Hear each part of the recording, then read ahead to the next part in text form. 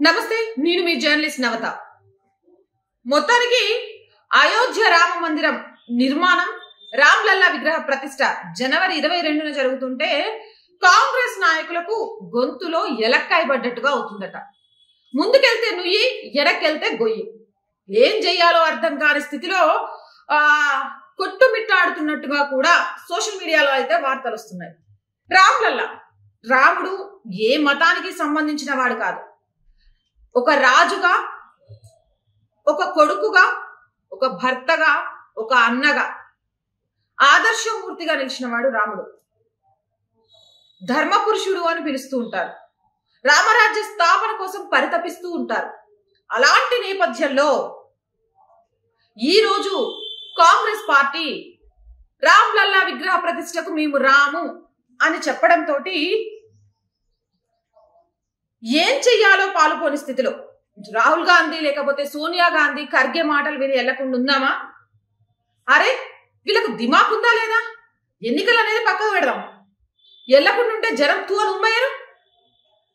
బయటకు గోలేము, లోపడి ఉండలేము. ఈ పార్టీతో ఈ లొల్లేంది? ఓ పక్క నుంచి సమాధుల కోసం గింత గింత ఖర్చు పెడతారా అని క్వశ్చన్లు వేస్తాండ్రు. ఆ క్వశ్చన్లకే ఆన్సర్లు లేవు.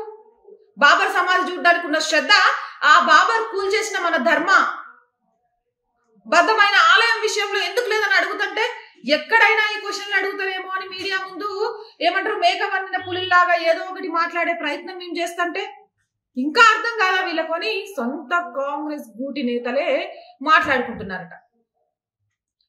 అంతేకాదు, INDIA ఈ కూటమిలో చాలా మందిని రాముడికి వ్యతిరేకంగా మాట్లాడుతున్న వ్యాఖ్యలు వీళ్ళంతా నాకెందుకో బీజేపీకి సపోర్ట్ చేస్తున్నారేమో అనిపిస్తోంది. గతంలో చాలాసార్లు విన్నాం, కాంగ్రెస్ లో బీఆర్ఎస్ కోవర్టులు ఉన్నారా, లేకపోతే బీఆర్ఎస్ లో కాంగ్రెస్ కోవర్టులు ఉన్నారా? నాకేమనిపిస్తోందంటే కాంగ్రెస్ లో బీజేపీ కోవర్టులు ఉన్నారేమో అని. ఎందుకు అంటే డైరెక్ట్ కాంగ్రెస్ బీజేపీని ప్రమోట్ చేసింది అనుకో, ఏమైతుంది? కష్టమైతుంది. ఇక ఈడ ధర్మం మీద నిబద్ధత ఉండి, ధర్మం మీద ప్రేమ ఉండి, ధర్మం స్థాపనకై రామ్లల్లా విగ్రహ ప్రతిష్ఠ జరుగుతుంటే ఆనందిస్తూ ఉండే వాళ్ళు కాంగ్రెస్ లో ఉండే ఈరోజు బీజేపీ గెలవడానికి, అడుగులు పడడానికి కారణమవుతున్నారేమో విమర్శించే వాళ్ళు అనిపిస్తోంది. ఎందుకంటే గుర్తుపెట్టుకోండి, గదిలో పెట్టి కొడితే పిల్లి కూడా పులిలాగా మారుతుంది.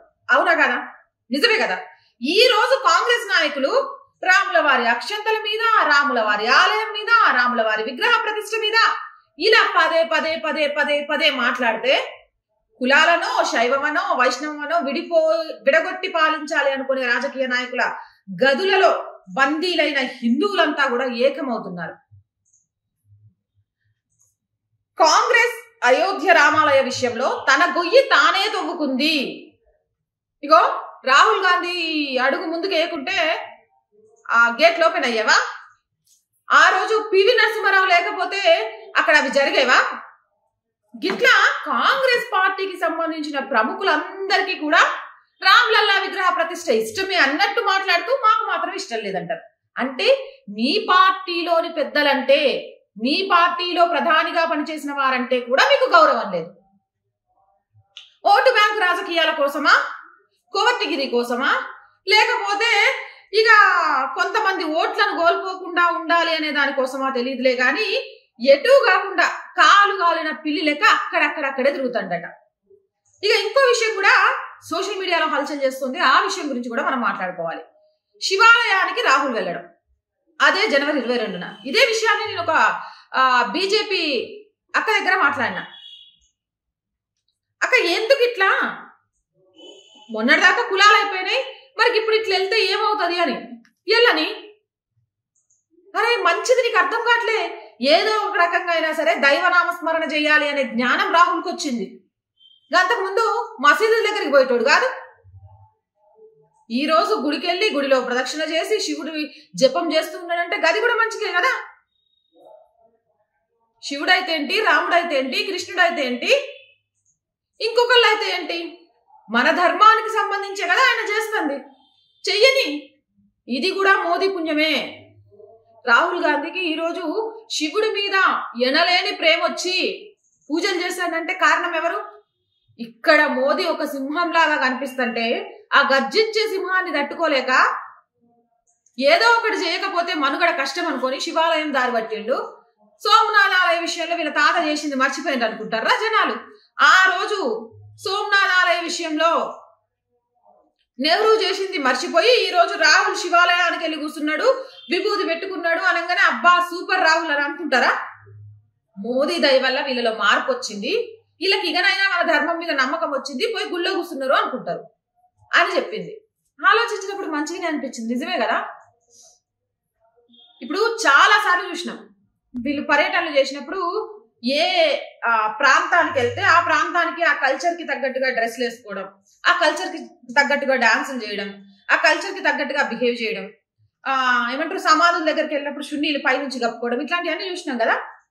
అదే సోనియా గాంధీ ఈ రోజు ప్రతిసారి నన్ను విదేశీయురాలని, నాది విదేశీయ పార్టీ అని, నా పార్టీ మొత్తము కూడా ధర్మం మీద దాడి చేసేది అని మాట్లాడుతున్న మచ్చను తొలగించాలి అంటే అది నా నుంచే ఆరంభం కావాలి అని ఒక పట్టు చీర కట్టుకొని ప్రియాంక గాంధీ తోటి మంచిగా పట్టు చీర కట్టించి చేతి నిండా గాజులు వేయించి బొట్టు పెట్టించి రాహుల్ గాంధీకి పంచె కట్టించి ఈరోజు అయోధ్య రామ్లల్లా విగ్రహ ప్రతిష్టకి వెళ్ళొస్తే చరిష్మా ఎట్లుండేది? అరే ఎవర్రా పొద్దున్న లేస్తే కాంగ్రెస్ వాళ్ళను హిందూ ధర్మ ద్రోహులు అంటారు, చూడండి ఎట్లా పోయినరు. అరే ఇక పొద్దున్న లేస్తే జై శ్రీరామ్ అంటేనా? ఇగో పిలిచిండ్రు అయినా కూడా తాతలు చేసినాయి మిగిలిన చేసినాయి మర్చిపోయి ఈ రోజు మంచిగా ఎంత పద్ధతిగా భారతీయ సంస్కృతి సాంప్రదాయ పద్ధతిగా వెళ్ళింది. ఇంత పద్ధతిగా ఉన్నామని పట్టుకుని విదేశీయురాలు విదేశీ పార్టీ ఇక్కడ పెట్టిండ్రు, ఆ పార్టీ నడుస్తోంది అని మాట్లాడే వాళ్ళందరికీ చెక్కు పడినట్టు అయ్యేది కదా. చెయ్యం. ఎందుకు చెయ్యం? లౌకికవాదం సెక్యులరిజం అనే ఒక కుహానా శక్తుల ద్వారా ఈ రోజు ధర్మం ముఖ్యమా, ఓటు తోటి ఏర్పడే పదవులు ముఖ్యమా అంటే పదవులే ముఖ్యం మాకు. ఆ రోజు చూసినాం కదా పివి నరసింహారావుని అడిగితే ఇగో మాకు సెంట్రల్ గవర్నమెంట్ కి ఎలాంటి సంబంధం లేదు చెప్తున్నాం ఏమన్నా జరిగిందంటే, కానీ మేమైతే ఒప్పుకోమంటే అప్పుడు ఏ బీజేపీకి అయితే రామాలయాన్ని ఆపాదించి ఓటు బ్యాంకు చేయాలని ప్రయత్నం చేస్తోంది, ఈ రామాలయాన్ని అడ్డు పెట్టుకొని మూడోసారి అధికారంలోకి రావాలని ప్రయత్నం చేస్తుందని మాట్లాడే ప్రతి నాయకుడు వినాల్సిన మాట. భారతదేశ జనాభాలోనే 6వ వంతుండే యూపీ ఉత్తరప్రదేశ్ గవర్నమెంట్ కి సంబంధించి ముఖ్యమంత్రి పదవి అంటే ప్రధాని పదవి తర్వాత అంత గొప్పది. అలాంటి పదవిని కూడా అక్కడ ఏదైనా జరిగితే బాధ్యత నాదే, నా పదవి పోయినా పర్లేదు కానీ అక్కడ కార్యక్రమాన్ని ముందుండి నిలిపిస్తా అని కళ్యాణ్ సింగ్ ఆ రోజు కార్యక్రమాన్ని ముందుకు నడిపించిండు. అట్లే పదవి పోసే పరిస్థితి వచ్చినా కూడా ఒక్క నిమిషం ఆలోచించుకోకుండా ఊరుకున్నాడు. మరి ఆ త్యాగాలను ఆ రోజు కాంగ్రెస్ చేయలేకపోయింది. అరే జరగనియండి, తప్పేముంది, అక్కడ రాముడు ఆడవాళ్ళు ఉన్నాయని. అసలు ఆ పార్టీ ఈ పార్టీ వదిలేయండి, ముస్లిం మత పెద్దలు చెప్పేది జరిగినండి. ఎక్కడైతే ధూప దీప నైవేద్యం జరుగుతాయో అక్కడ ముస్లింలు ప్రార్థనలు చెయ్యరు, నమాజు చెయ్యరు. అక్కడ ధూపదీప నైవేద్యం జరిగింది, ఆ ప్రాంతం నమాజ్ చేయడానికి పనికిరాదు. కాబట్టి ఈ విషయాన్ని మత పెద్దలు చెప్పారు, మీ వదిలేయాలని వాళ్ళే అనుకుంటుంటే వాళ్ళ ఓటు బ్యాంకు కోసం వీళ్ళు రాములోని మేము వేలేస్తున్నామని చెప్పడం అంటే విడ్డూరమా, చాదస్తమా, అర్థం కాంతనమా, లేకపోతే ఇదేదైనా జాతికి ఆదర్శంగా మారతాం అనుకునేతనమా? ఒకసారి ఆలోచించండి. ఎక్కడో విదేశాల్లో, ఎక్కడో నేపాల్ నుంచి మా సీతమ్మ పుట్టింటి సారే పంపించాలి అని పంపిస్తుంటే ఇగో మీ సీతమ్మకు పుట్టింటి సారే పంపించుకోండి, రాముల వారి విగ్రహ ప్రతిష్ఠ చేసుకోండి, కదా బీజేపీ వాళ్ళది, మేమైతే రా అని ఈ దేశంలోనే ఈ దేశాన్ని కొన్నేళ్లు పాలించిన ఒక పార్టీ, ఆ పార్టీ పెద్దలు మాట్లాడుతున్నారంటే వాళ్ళ గురించి ఎంత నీచంగా మాట్లాడుకుంటారని ఒకసారి ఆలోచించలేదా? ఆలోచించకుంటే అవును, నాకు ఒక డౌట్. బీజేపీ అయోధ్య రామ మందిర నిర్మాణాన్ని ఎన్నికల్లో మూడోసారి అధికారంలోకి రావడం కోసమే నిర్మించింది. బీజేపీ ఒక్కటే నిర్మించిందా? ఇందులో మిగిలిన వాళ్ళందరూ విరాళాలు ఇచ్చిన సంగతి మర్చిపోయినరా? బీజేపీ ఒక్కడే మీకు ఇక్కడ కనిపిస్తోంది, కానీ విరాళాలు ఇచ్చిన 140 కోట్ల జనాభాలలో ఉన్న వాళ్ళ మనోభావాలు కూడా మేము దెబ్బతీసినట్టే అవుతుంది, వాళ్ళ నమ్మకాన్ని కూడా దెబ్బతీసినట్టే అవుతుంది. మేము వెళ్ళాలి అన్న ఆలోచన రాలేదా? ఈరోజు హిందువులలో ధర్మాన్ని కాపాడుకోవడంలో ఏదైతే ఆలోచన ముందుకు పడిందో, ఒక ప్రభుత్వం నిర్మించాలి, ఒక దేవదయ ధర్మదయ శాఖ ఒక పరిధిని పెట్టేసి ఆ పరిధిలోనే నడిపించాలి అనే వాటికి చెక్ పడింది. ధర్మాన్ని మేము కాపాడుకుంటే ధర్మం మమ్మల్ని కాపాడుతుందనే ఒక నమ్మకం వచ్చింది. ఆ నమ్మకంతోనే ఈరోజు యాచకులు చెప్పుల స్టాండ్ దగ్గర చెప్పులు పెట్టుకునే అమ్మ, ఆ తల్లి ఆమె 20 సంవత్సరాల నుంచి సంపాదించిన సంపాదన తీసుకెళ్లి గుడికి ఇచ్చిందట. ఎంత గొప్పోళ్ళు పుట్టిన నేలిది. ఇంకా గొప్పతనం వీళ్ళకి ఎందుకు అర్థం కావట్లేదు? ఇది నేను మాట్లాడుతుందో, సోషల్ మీడియా మాట్లాడుతుందో, లేకపోతే బీజేపీ నేతలు మాట్లాడుతుందో కాదు, సొంత పార్టీలోనే బయటికి మాట్లాడితే ముందుకు పోతే నుయ్యి, వెనక్కి పోతే గొయ్యి అని కక్కలేక మింగలేక వాళ్ళ గొంతుల్లో ఉన్నది. అయోధ్య రామాలయ నిర్మాణానికి సంబంధించి ఒక క్వశ్చన్ వేస్తా. బీజేపీ నిర్మించింది రామ్లల్లా విగ్రహ ప్రతిష్ఠ నరేంద్ర మోదీ చేస్తాడు కాబట్టి మీకు నచ్చలేదు అంటే ఇక మీరు జీవితంలో అయోధ్య రామ మందిరాన్ని చూడరా? మీరు మీ పిల్లలు ఎవ్వరు? అసలు రాముడు పుట్టిన నేలలో నడయాడమే గొప్ప విషయం. రేపు చరిత్రలో అప్పుడు రామ్లల్లా విగ్రహ ప్రతిష్ఠ జరిగింది చూడు, అప్పుడు నేను జర్నలిస్ట్ గా పనిచేసిన, అప్పుడు నేను నాయకుడిని, అక్కడికి వెళ్ళినా చూసినా అందులో భాగస్వామినైనా అని ముందు తరాలకు చెప్పుకోవడానికి ఎంత బాగుంటది. దాని పక్కన పడేసి ముందు తరాలు కూడా ఆ గుడికి పోకుండా చేయగలుగుతారా? రేపు మీ మనవడో ముని మనవడో అందులో అడుగుపెట్టి జై శ్రీరామ్ అన్నారనుకో, ఇజ్జత్ మొత్తం గంగలో పోయింది మీది. అలా నానమ్మకు మనవడుకున్నంత ఇంగితం కూడా లేకపోయా. ఎందుకు చెప్తున్నా ఈ విషయము అని అంటే, సేమ్ కేసీఆర్ విషయంలో ఇగో నా మనవడు చదివిన స్కూల్లోనే చదువుతారు, నా మనవడు తిండే తింటారు అంటే, వాళ్ళ మనవడు ఒక గవర్నమెంట్ స్కూల్కి పోయి కండ్లలో నీళ్లు పెట్టుకొని ఇట్లుంటాయి ఆ స్కూల్ అంటే అని మాట్లాడినప్పుడు, బాబు ఈ విషయం మాకు కాదు, పోయి మీ తాతకు చెప్పు అన్నాడు. అట్లనే రేపు ఎవరైతే ఈరోజు అయోధ్య రామ మందిర రామ్లల్లా విగ్రహ ప్రతిష్టకు రాము అని చెప్పిండ్రో ఆ నాయకుల మనవల్లో, ముని మనవల్లో, మనవరాల్లో, కోడల్లో, కూతుర్లో పోయి జై శ్రీరామ్ అన్నారనుకో, ఈ పసిపిల్లలకున్నంత ఇంగితం కూడా అలాగ లేకపోయా. ఈ జై శ్రీరామ్ అంటే నీకు ఎలా అనిపించింది? పోయి మీ నానమ్మకు చెప్పు, లేకపోతే పోయి మీ మామకు చెప్పు, లేకపోతే పోయి మీ అమ్మకు చెప్పు.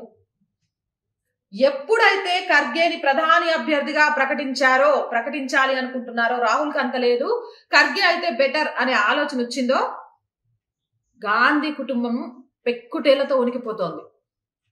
ఇప్పుడు గనక మేము అయోధ్య రామ మందిర నిర్మాణానికి అక్కడ జరిగిన పూజా కార్యక్రమాలకి వెళ్తే ఏం జరిగిపోద్దో అనే ఒక భయం. అమ్మో వీళ్ళని కాదనుకో, నేను పోయిందనుకో నన్ను ప్రధాన అభ్యర్థిగా ప్రకటించాలనుకుంటుంది INDIA కూటమి. అప్పుడు ఇగో నువ్వు రామ మందిరానికి పోయినావు, నువ్వు మోదీ కోవర్ట్ అయి ఉంటావు, నువ్వు ప్రధాన అభ్యర్థి కాదు అని ఎక్కడంటారో అని ఖర్గే బాధ. వీళ్ళకు పదవి మీద ఉన్న మోహం, సీటు మీద ఉన్న ఆలోచన, రాజకీయంగా ఎదగాలి అనే ఆకాంక్ష, ధర్మబద్ధమైన ఒక రాజు పరిపాలన అంటే ఏంటి అని చూపించిన ఒక రాజు గొప్పతనాన్ని తెలుసుకోవడంలోనో, ఆ రాజు విగ్రహ ప్రతిష్ట, రామ్లల్లా విగ్రహ ప్రతిష్ట గొప్పతనమో తెలియట్లేదు అంటే కారణం అదే. నిజంగా చెప్పాలి అని అంటే ఈరోజు కాంగ్రెస్ ఆ కార్యక్రమానికి హాజరై ఉంటే ఖచ్చితంగా రేపు ఎన్నికల్లో ఎలా ఉండేదో తెలియదు, కానీ ఈ రోజు హాజరు కాకపోవడమే బీజేపీ నెత్తిన పాలు పోసినట్టు అయింది. మెజారిటీగా ఉన్న హిందువులు బ్రతకాలి అంటే బీజేపీ ఉండాలి అనే ఒక ఆలోచన మొదలైంది. పదే కాంగ్రెస్ కమ్యూనిస్టులకు వాస్తు మీద నమ్మకం లేదు, శాస్త్రం మీద నమ్మకం లేదు, పూజల మీద నమ్మకం లేదు, దేవుళ్ళ మీద నమ్మకం లేదు. కానీ ఈ రోజు వాళ్ళు శాస్త్రం గురించి మాట్లాడతారు. Because of BJP, because of Ram Lalla. అవునా కదా? కమ్యూనిస్టుల చేత కూడా శాస్త్రాల గురించి చెప్పించిన గొప్ప వ్యక్తి ఎవరు అంటే రామ్లల్లా, ప్రధాని మోదీ. కాదంటారా? ఇప్పటి వరకు గత చరిత్రలో ఎప్పుడైనా చూసిండ్రా కమ్యూనిస్టులు? వాస్తు బాలేదు, శాస్త్రంలో ఈ ముహూర్తం అయితే బాగుండేది, ముహూర్తాల గురించో మిగిలిన వాటి గురించో ఇంత పట్టించుకోవడం ఎప్పుడైనా కమ్యూనిస్టులు చూసారా? మరి ఆ గొప్పతనం ఎవరికి ఇద్దాం? ఖచ్చితంగా కూడా రాముడికే సాధ్యం ఇలాంటివన్నీ చేయడం. ఈరోజు గమనిస్తున్నారు, ఇలాంటివన్నీ కమ్యూనిస్టుల చేత శాస్త్రాలు వాస్తులు చూపించాలన్నా చెప్పించాలన్నా దేశంలో ఎన్నో ఆలయాలు కొందరి కుహానా దాడుల వల్ల గోపురాలను తీసేటి అక్కడ గుమ్మటాలను కట్టేయంగానే మసీదులుగా మార్చిన అక్కడ సనాతన ధర్మ ఆనవాళ్లను బయటికి తొవ్వి తీస్తూ చట్టపరంగా నిరూపణ చేస్తూ ధర్మాన్ని నిలబెట్టాలన్నా ఇక ముందు అన్నా చెల్లెల సంబంధం, తల్లి కొడుకుల సంబంధం, లేకపోతే తమ్ముడు అక్కల సంబంధం, తాతయ్య మనవరాల సంబంధం, సంబంధ బాంధవ్యాలు, వాళ్ళతో ప్రవర్తించే తీరు, మహిళల మీద మహిళలకు ఇవ్వాల్సిన గౌరవం, ఇవన్నీ రావాలన్నా ధర్మం బ్రతికుండాలి. ఆ ధర్మం బ్రతికుండాలి అంటే ధర్మం కోసం పరితపించే వాళ్ళు బ్రతికుండాలి అని ఈరోజు హిందువులంతా కూడా ఐక్యం అవ్వడానికి కాంగ్రెస్సే కారణమైంది. ఈ విధంగా బీజేపీ నెత్తిన పాలు పోసినట్టయింది. సరే, ఏది ఏం జరిగినా ఇంత చెప్పడానికి రీజన్ ఏంటి అంటే సోషల్ మీడియాలో జరుగుతున్న చర్చ మాత్రమే కాదు, అందరి బంధువు, అటు భద్రాచలంలో ఉన్న రాముడైనా అయోధ్యలో ఉన్న రామ్లల్లా అయినా మనందరి బాధ్యత ధర్మ పరిరక్షకుడికి సంబంధించిన ప్రతి ఆనవాళ్ళని కాపాడుకోవాల్సిన అవసరం, పార్టీలకు అతీతంగా ఈ కార్యక్రమంలో పాల్గొనాల్సిన అవసరం, మనసులో ఉండి కూడా పార్టీ అధిష్టానం ఏమనుకుంటుందో, మా ముఖ్యమంత్రి ఏమనుకుంటాడో, మా లేకపోతే మా అధ్యక్షులు ఏమనుకుంటారో అని కొట్టుమిట్టాడకుండా నేను వెళ్ళొస్తే ఆ రాముడు నాకేమిస్తాడో అని ఆలోచించండి. రామరాజ్య స్థాపనకై అడుగులు ముందుకేయండి. అండ్ ఈ వీడియో ఫైనల్ గా నేను చెప్పాలనుకుంది ఏంటంటే, ప్రతి ఇంట్లో కూడా జనవరి 22, 2024 చరిత్రలో సువర్ణాక్షరాలతో లిఖించడానికి అన్ని ఏర్పాట్లు పూర్తయిపోయాయి. రామ్లల్లా విగ్రహాన్ని చూస్తూ ఉంటే ప్రత్యక్షంగా ఎప్పుడు అక్కడికి వెళ్ళి చూస్తామా అన్న ఒక ఏమంటారు ఆలోచన ఉప్పొంగుతోంది. 5 దీపాలను వెలిగించి ఇక నుంచి భారతదేశంలో ప్రతి సంవత్సరం 2 సార్లు దీపావళి జరుపుకోవడానికి మేమంతా సిద్ధంగా ఉన్నాము. ధర్మాన్ని చీకటిమయం చేయాలని చూస్తున్న మీకు ఈ వెలుగుల ద్వారా కళ్ళు బైర్లు గమ్మేలాగా చేస్తున్నాము అనేలాగా 5 దీపాలను వెలిగించండి. అలాగే శ్రీరామ రామ రామేతి రమే రామే మనోరమే సహస్రనామ తత్తుల్యం శ్రీరామనామ వరాననే ఈ మంత్ర జపంతో ఇది చేయలేని వాళ్ళు హరే రామ రామ రామ హరే హరే, హరే కృష్ణ కృష్ణ కృష్ణ హరే హరే ఈ మంత్ర జపంతో ఆ రోజు మొత్తం కూడా రాముల వారి నామ జపం చేయండి. ఆ శక్తి ఆయన కంటే కూడా మన చుట్టూ ఒక పాజిటివ్ వాతావరణం ఇచ్చి, మన చుట్టూ ఆ పాజిటివ్ వాతావరణం వల్ల మైండ్ రిలీఫ్ అయి ప్రశాంతంగా బ్రతకడానికి ఒక కారణం అవుతుంది. దైవ కార్యాలు ఏవి కూడా దేవుళ్ళ కోసం కాదు, మన ఆరోగ్యం, మన చుట్టూ ఉండే వాతావరణంలోని నెగిటివ్ వైబ్స్ ని తీసేయడానికి అనే విషయాన్ని గుర్తుపెట్టుకోండి. అందరూ ఆచరిస్తారని, ఆ రోజు దీపపు కాంతులతోటి భారతదేశం ప్రపంచంలో ఒక జ్యోతిలాగా కనిపిస్తుందని మనస్ఫూర్తిగా కోరుకుంటూ సెలవు తీసుకుంటున్నాను. జై శ్రీరామ్.